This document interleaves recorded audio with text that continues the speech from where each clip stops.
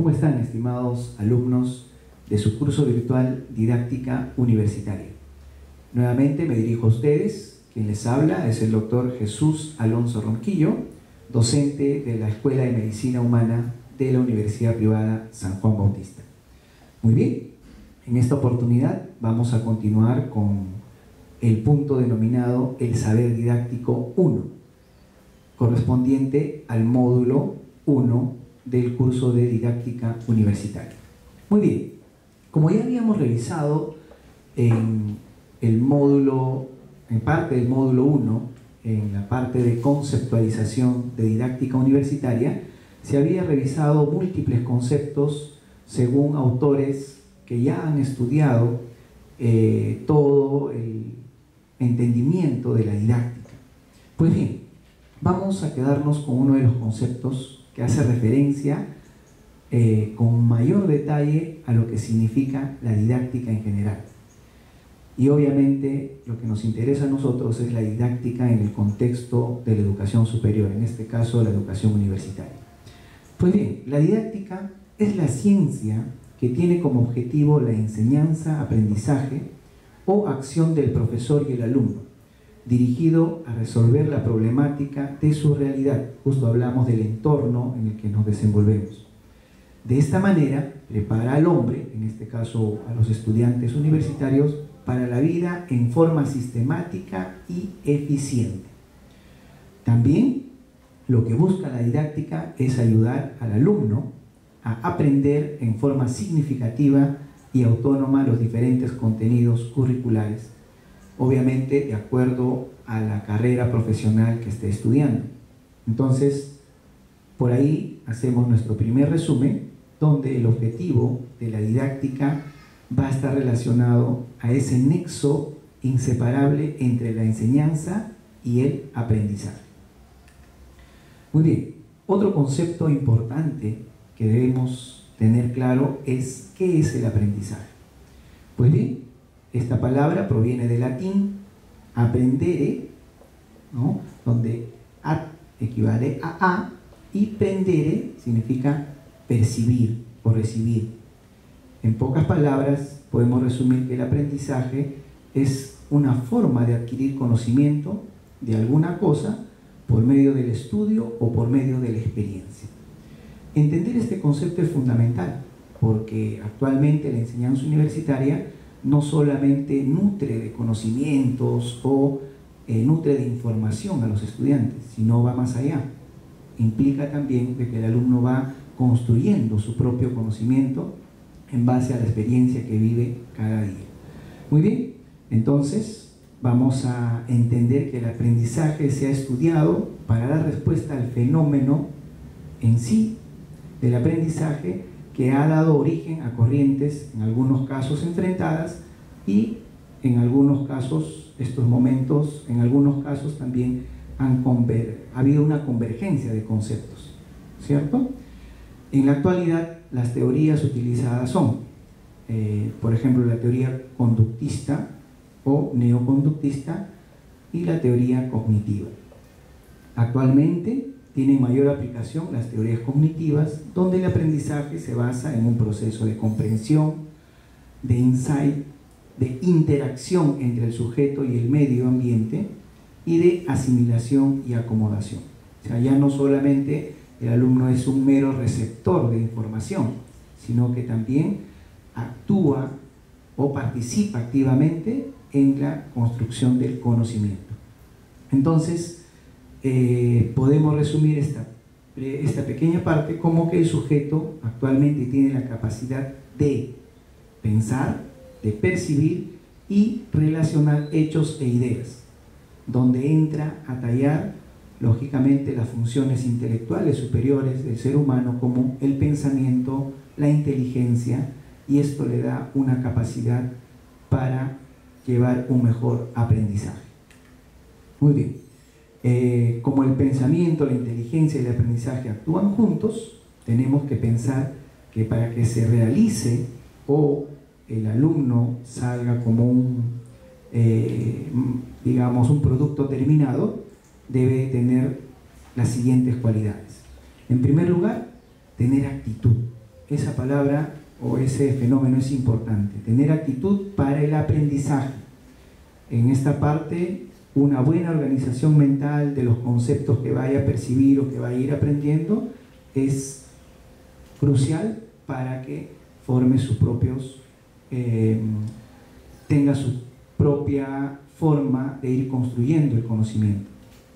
Otra característica que debe tener el alumno es estar motivado, ¿cierto? Una nueva situación de contenido. La motivación acá encaja perfectamente, porque si un alumno hace sus actividades sin una motivación adecuada, como dice, solamente las va a hacer por cumplir, pero no va a tener ese deseo de querer aprender lo que realmente le va a ser útil.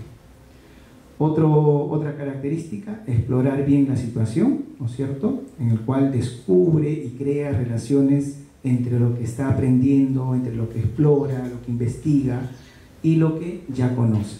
Entonces, esta parte se relaciona bastante con la experiencia que va adquiriendo día a día al momento que adquiere los conocimientos y con su capacidad también creativa, con su capacidad innovadora que pueda tener el propio alumno. Muy bien. Otra característica es la de reaccionar frente a las consecuencias de la acción. Entonces, se plantean a veces acciones positivas o negativas, considerándose de más utilidad la información de las consecuencias.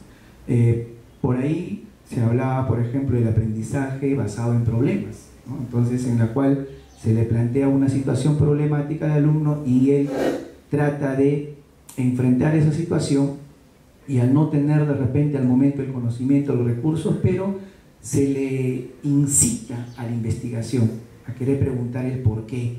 Entonces, eso se llama reaccionar frente a las consecuencias. Otra característica, retener el aprendizaje. Eso es fundamental, ¿no?, para fortalecer la memoria. Se acentúa los procesos de comprensión.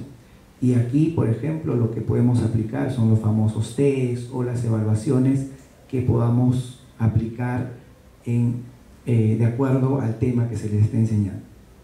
Otra característica, transferir, la transferencia de aprendizajes previos que influyen en los nuevos aprendizajes, facilitando su adquisición. Como bien es sabido por todos nosotros, que si la información no se transmite o no se difunde, pues esa información se muere, ¿no? No se da posibilidad a que la información trascienda. Muy bien. Vamos a hablar ahora de los estadios del aprendizaje. Acá tengo un cuadro práctico en el cual el aprendizaje pasa por varias fases o por varias etapas, pero las etapas más importantes las podemos dividir en 3 momentos, ¿no? El primer momento es el inicio, cuando el alumno entra en primer contacto con la materia que quiera estudiar o la materia que ha decidido seguir o la carrera profesional que quiera seguir, en la cual empieza a comprender. Entonces consiste en la introducción del objeto de aprendizaje en la meta del alumno, en el objetivo final del alumno, en forma de representación clara para reproducir a voluntad. Eso es lo que denominamos o está relacionado con el saber. Muy bien, entonces el aprendizaje tiene un inicio en el cual el alumno va comprendiendo temas relacionados a su profesión. Tiene otra segunda fase que es el camino o el proceso a recorrer. Y la última fase es la meta, ¿no?, el objetivo a donde queremos llegar. En la fase del camino a recorrer es importante porque ahí resalta la palabra aprender. Es el estadio más importante en el que se combinan una serie de actividades y se relaciona con la palabra hacer, ¿no?, cuando el alumno va poniendo ya en práctica todo el aprendizaje previo y va ejecutándolo en el transcurso de su formación. Eso es lo que, por ejemplo, ahora hacemos en los laboratorios de simulación. Para comentarles, la Escuela de Medicina Humana por ejemplo, en la Universidad Privada San Juan Bautista cuenta actualmente con los laboratorios de simulación, que en épocas pasadas, los que ya ahora somos médicos, no hemos tenido esa oportunidad. Imagínense ustedes, nosotros nos formábamos en las aulas universitarias, después íbamos a los hospitales a practicar, digamos, o a aprender de nuestros maestros con los pacientes, y cuando acabábamos la carrera nos veíamos como que ya éramos médicos y a ver de frente a aplicar lo que habíamos aprendido. Imagínense eso en un contexto de un médico cirujano, ¿no? En el cual ya aplica el conocimiento en el paciente. En cambio ahora no.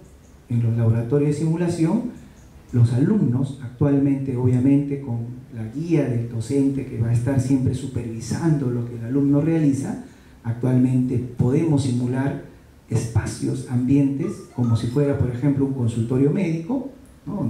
donde el alumno, estando en etapa de formación, simula ser un médico y otros simulan ser pacientes, ¿no? Y vamos a ir desarrollando una consulta tal cual o similar a como sería un ambiente ya real.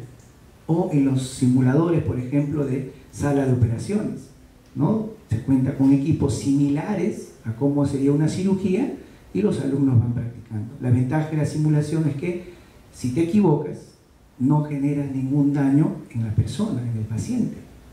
En cambio, cuando lo haces, como se dice ya, de manera real, pues el daño es más alto si es que no estás bien preparado, ¿no? Entonces, esa etapa en la universidad lo tenemos claro y ya lo estamos aplicando en nuestros alumnos desde el pregrado. Muy bien, entonces el camino a recorrer es lo que corresponde al aprender. Y como les mencioné, es el estadio más importante y se relaciona con la palabra hacer. Y la meta es cuando el alumno ya ha adquirido el conocimiento y ha adquirido la capacidad de hacer las cosas. Consiste entonces en la voluntad de utilizar el conocimiento para una elaboración eficaz. Y la palabra eficaz tiene que ver mucho con el logro de un objetivo en un determinado tiempo. Y eso es lo que al final va a formar la actitud del alumno. Entonces, estos tres estadios del aprendizaje se resumen en el saber, en el hacer y al final en la actitud cuando ya se ha logrado la meta esperada. Muy bien, pero todo esto tiene un método, ¿no? Tiene una forma de cómo realizarlo. Para ir entendiendo qué significa método, la palabra método etimológicamente proviene del griego métodos, donde está formado a la vez por la palabra meta, que significa fin, objetivo o llegar a un punto de partida, ¿no es cierto?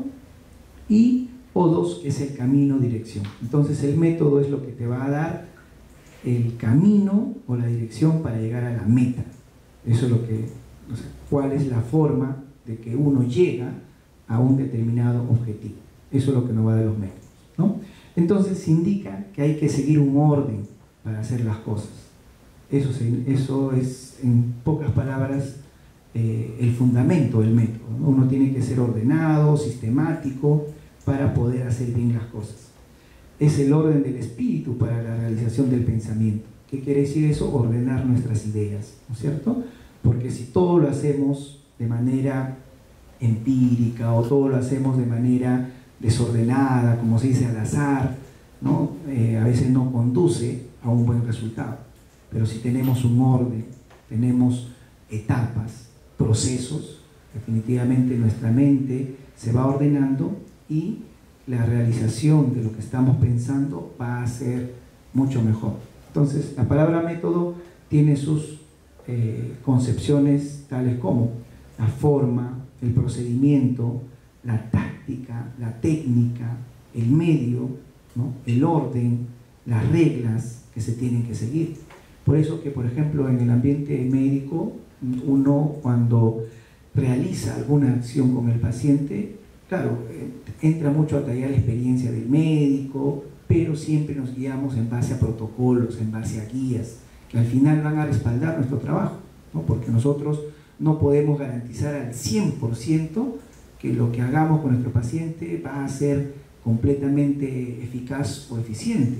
no siempre va a haber un margen de error, pero si tú has seguido tus guías, tus protocolos, ¿no? Si hubiese algún tipo de error, pero definitivamente va a ser mínimo porque has seguido las pautas, has seguido el método, has seguido el orden con el que debe hacerse las cosas.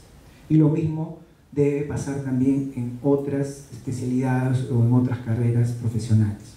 Muy bien, es decir, que el nombre se orienta según el enfoque que uno le da al método que va a aplicar en determinada carrera profesional.